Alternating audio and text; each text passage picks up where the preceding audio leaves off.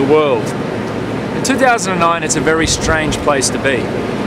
It seems like every night the news headlines are trying to send us into a state of panic.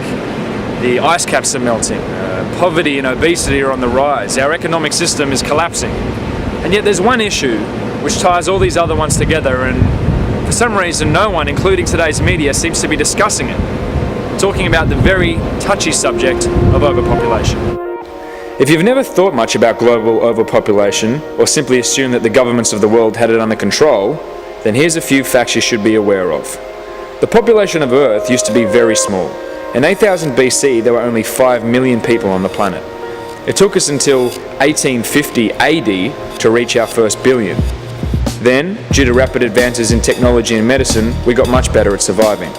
Birth rates began to rise and mortality rates began to fall. Today's population stands at 6 billion.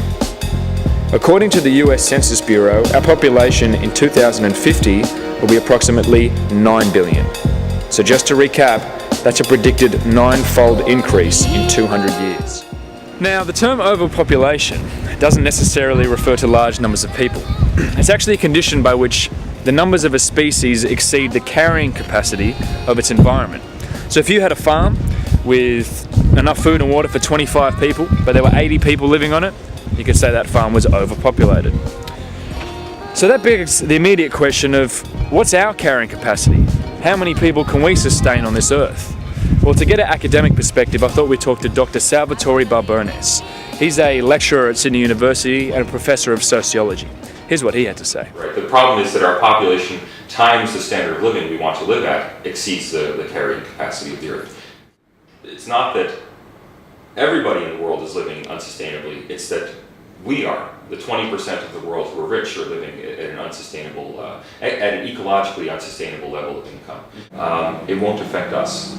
Who it's going to kill, and I mean kill, are the people in Africa, the people in Southeast Asia, people in South Asia, people in the Andes region of Latin America, people in Central America. Those are the people who are going to die as a result of our consumption. I'm sorry to be so pessimistic, but the fact is there's no reason for optimism. Whoa, that's a little bit worrying. It seems like we're facing a lot of very serious problems and there's no easy solutions.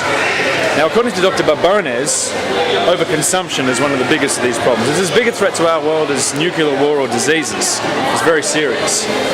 He says the solution is that individuals have to take responsibility for the incredible rate that they're consuming. But do people really think about this? Do people really care about it? We hit the streets of Sydney to find out. How many people are there in the world today?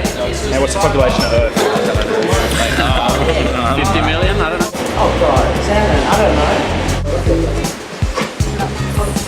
I don't know. 6.5 billion. 6 billion and something. How many people do you think there will be by 2050 on the Earth? Oh, like double. 12. I reckon Ish. double. 12-ish billion? There we go, we're on the same page. Yeah. It's gonna be scary. It's going to be scary. Yeah. If you do think that we are past the carrying capacity, what should we do about that? Like, what do you think the government should be doing? What do you think the solution to that situation may be? Infanticide. Just kidding.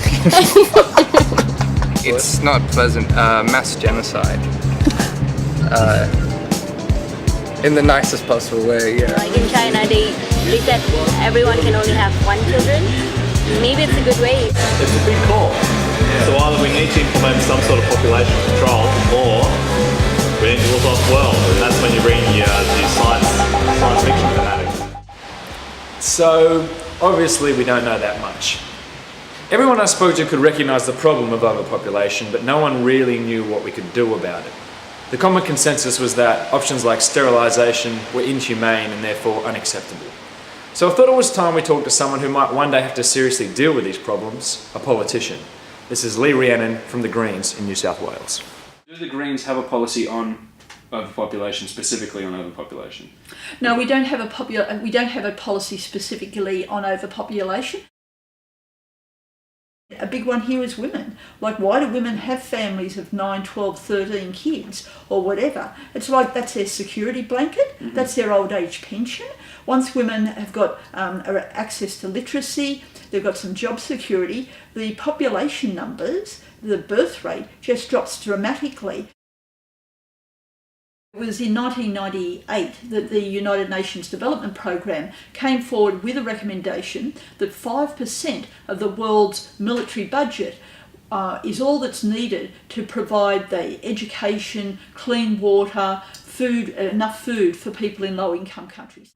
So there you have it. We are facing an undeniable threat to our existence, and everyone from politicians to professors to punters on the street are going to have to step up to the challenges ahead. I'm Xannon Shirley, signing off for Project Next.